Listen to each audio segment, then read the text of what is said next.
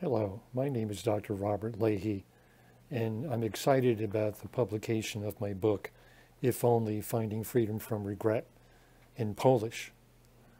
So to all my colleagues and friends and readers in Poland, thank you for listening to me today.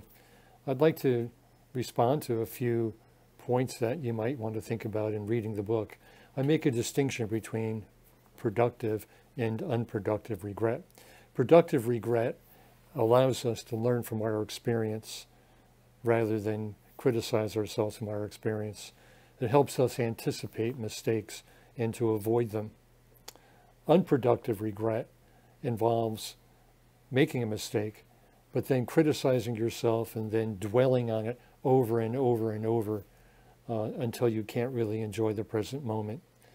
So my view in the book is never waste a good mistake, because it's a great opportunity to learn from your experience.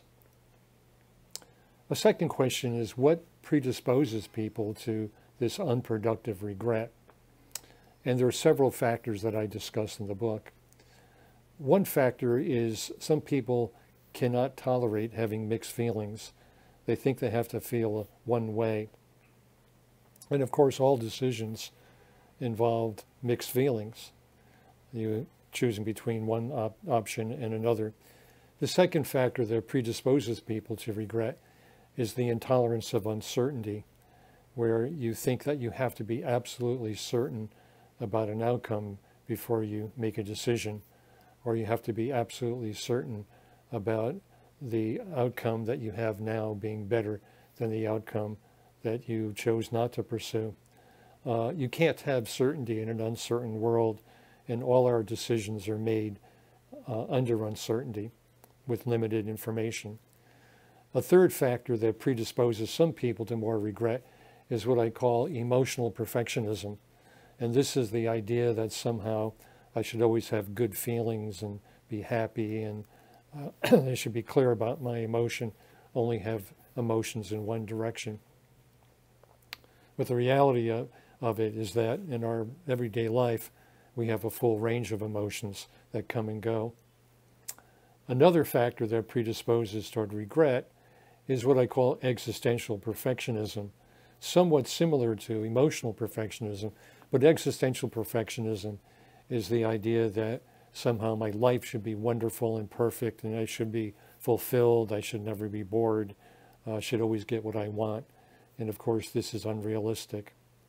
And this is related to a distinction that I make between maximizers who want to have the absolute very best versus satisfiers who can be satisfied with a range of possibilities.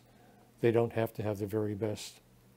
Another factor that predisposes toward regret is the tendency to ruminate about things that happen, to keep dwelling on them over and over and over, as opposed to simply noticing what happened and then moving on and trying to make your life better.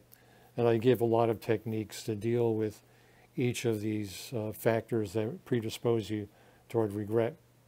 And throughout this, a factor that predisposes us toward regret is a lack of flexibility, that we think we have to have things one way, that our expectations always have to be fulfilled.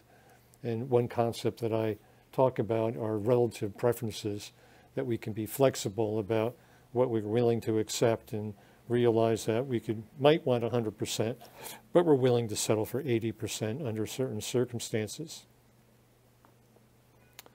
A third question that was posed was, are these techniques, are these useful for everybody? And I think they could be. For example, I think one way to make decisions and one way to avoid regret is to accept trade-offs, that everything that you choose has positive and negatives. If you choose to marry, there are positive and negatives. If you choose to remain single, there are positive and negatives. So accepting trade-offs is key, but some of us have a hard time with the idea of accepting trade-offs. A second factor is, don't idealize the alternative. We tend to think, especially based on social media, that somehow what's out there that other people have or what I could have is absolutely ideal. And nothing could ever compare to what your fantasy or your imagination tells you. So don't idealize the alternative.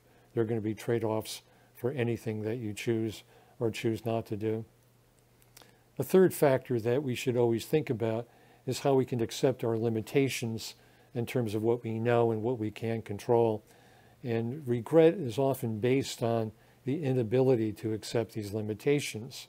I mean, limitations are not the same thing as defeat or deprivation, but they're just simply part of living in the real world. It's part of realism. And finally, the thinking about your life as a journey along a train.